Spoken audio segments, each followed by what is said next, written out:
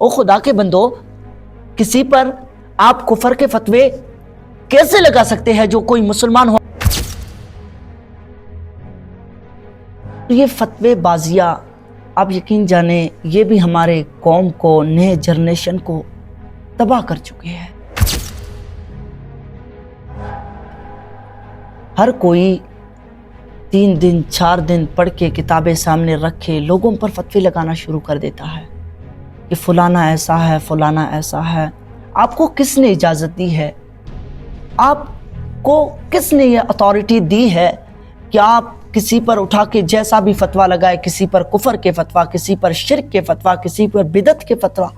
کچھ ایسے مسائل ہیں جن سے ہمارا اختلاف ہے، لیکن ایسا بھی نہ ہو کہ ہم اپنی مسلک کے آڑ میں آ کے لوگوں پر کفر کے فتوے لگائے یا لوگوں کو ایمان سے خارج کرے۔ ان کے بھی خدمات ہیں، ان کو بھی مد نظر رکھنا ہے۔ ہم اتنے تنگ نظر ہو چکے ہیں کہ جو بھی ہوں میں ہوں، اور جو بھی ہے ہم ہیں، اور ہمارے مسلک کے ہی لوگ ہیں، ہمارا مسلک ہے الحمدللہ رب العالمین، خدمات ہیں، لیکن جن کے خدمات ہیں ان کے خدمات کو مد نظر رکھے ان پر بات کرنی چاہیے۔ لوگوں کو اتنے حقیر نہ جانے، یہ ہمارا مسئلہ ہے۔